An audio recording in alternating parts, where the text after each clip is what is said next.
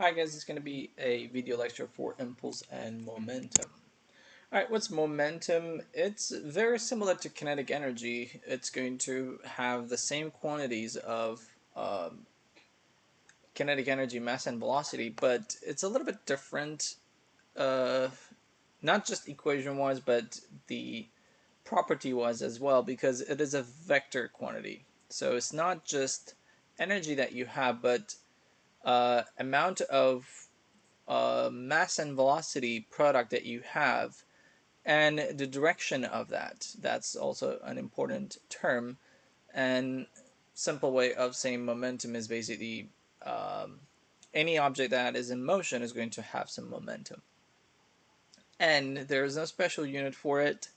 It is basically the units of mass, which is kg, and velocity, which is meters per second. And direction of momentum, since mass is a scalar quantity, direction of momentum will be the direction of velocity that the object has. All right, impulse and momentum. So what is impulse? It's basically a driven quantity, actually, once you combine, or not combine, but once you actually solve Newton's second law and try to figure out mass times velocity, or take out mass times velocity out of that equation. Once you do that, you're going to see a different equation, and then that is going to be called impulse. All right, so what is that? If you think about Newton's second law, it's basically force equals mass times acceleration. And if you solve it for acceleration, then it is going to be force divided by mass. And if you also consider the acceleration's definition as delta v over delta t, then what are we going to have? Net force divided by mass is equal to delta v over delta t. And if you do the cross multiplication over there, then force times time is going to be equal to change in mass times velocity. So that is where it's like momentum is included, because mass times velocity is momentum. So this right side is going to be called momentum, but the left side they decided to call another like property or name for it. So this left side is basically called impulse, and it is shown by J, or sometimes you will also see that as capital I. So what is impulse momentum idea telling you? If you apply a force to an object for a certain amount of time, then it will change the momentum of the system. That's what it's telling you. All right. So basically, force times time is equal to change in momentum, but equation wise it's not really important, but the definition wise it's more important. So you are applying force over a unit of time, and that force is going to change the momentum of it. But this amount of time that you are applying the force is going to change the effect of the force. So what do I mean by that? So you probably see that graph more often if you're watching the news nowadays. So remember they are saying that in the coronavirus time, basically you're going to have a lot of people coming in. But if people are coming in a really short time, then what's going to happen? It's basically going to have really high curve, right? So then we are basically have a limited service capacity. So if people are basically coming in very quickly, or a lot of people are coming in a short time, then we are not going to be able to actually serve to those people. Then what are we trying to do? We are basically trying to expand the time of time for people to come in. So we are basically trying to stay at home so that we are not going to get sick, and a lot of people are not going to need service at the same time. So those two are basically the same number of sick people, let's say, but the only difference here, you are not able to serve them all, but here you are able to serve them all. So what is the relationship in between that case and impulse case? So let's say you can actually extend to some amount of force, right? Or let's say a string. If you apply the force in a really short time, then it is going to create a lot of force. So change in momentum is going to happen really fast. But since it's also time related, so that change in momentum is going to have short time. So how is it able to equalize the equation? It has to basically tell, or it has to apply a lot of force. All right, so then how do you able to basically stand the force? You basically apply the force, or you change the momentum in a longer period of time. So then the force is going to be basically amount that you can handle, or not you, but the string can handle. Or if you think about crashes, what is happening during a car crash? Uh, you basically have airbag, right? What is the purpose of the airbag? So if you don't have this airbag, what's going to happen? Your head, or the driver's head, is just going to hit to the steering wheel, right? And then what's going to happen, since it is really like not like soft, the head is just going to hit and come back from the steering wheel in a really short amount of time. So his head is going to stop really in a short time. So what does that mean? The force that you're going to apply is going to be really huge. But once you have the airbag, what is happening? Your head is still going to stop, because how do you stop? You hit your head and then come back.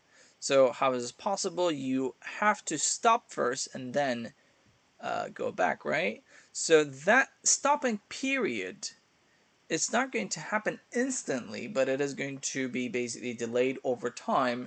So you are going to be able you are going to be able to actually stand the force, or you're going to get injured less than what you would or how much you would get injured if you were just hitting to the steering wheel directly. All right, so again, impulse momentum, mathematically it seems a straightforward thing, but definition, or what's happening in physics, is a lot more detailed than what it is.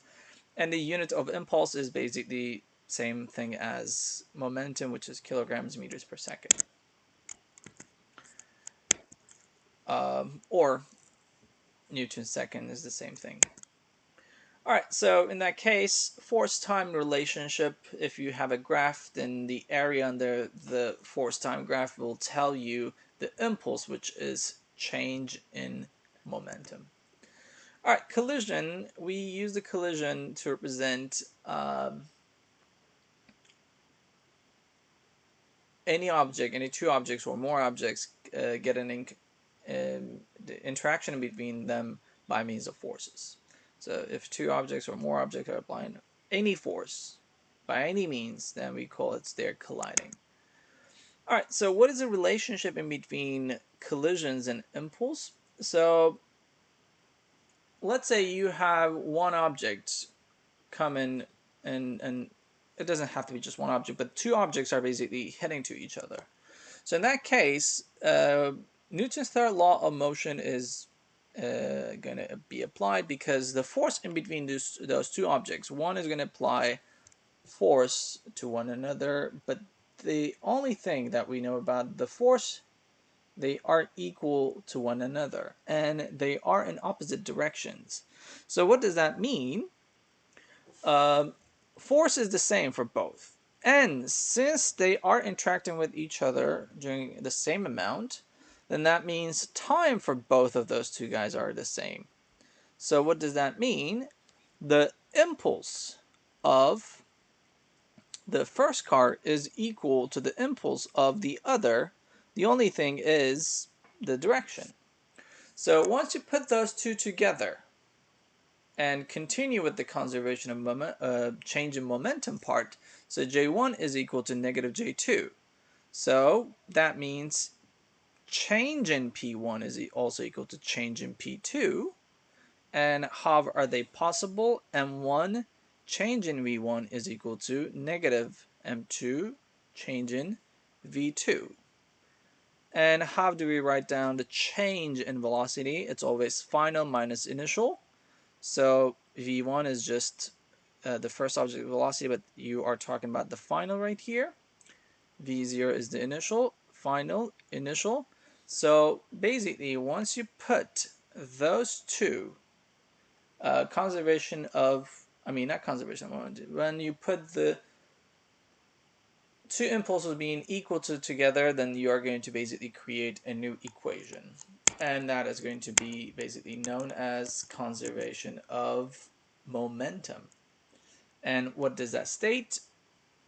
Total momentum before in the system is equal to the total momentum after the system.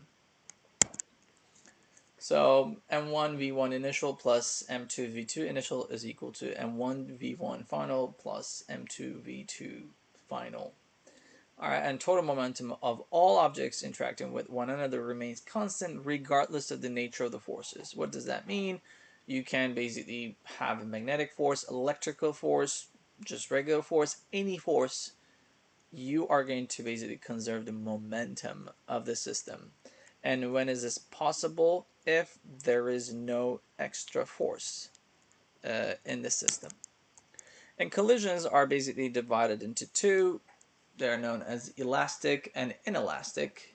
And inelastic collisions can also be divided as just regular inelastic and perfectly inelastic. In some books, you might also see that as elastic and perfectly elastic, but in theory, there is no just regular elastic. So they might just mean that two objects basically bouncing off, but that's not really the definition of elastic. What is the definition of elastic collision? Elastic collision means during the collision there is no loss of energy. Alright, so that means your kinetic energy is the same and your momentum is the same. So during the collision there is no loss of energy. What does that mean? So think about regular collisions. We are basically hearing sound, or we are basically observing some heat changes. So in our daily lives, we don't really recognize, or we don't really experience actual elastic collisions because the sound is leaving the system or heat is leaving the system.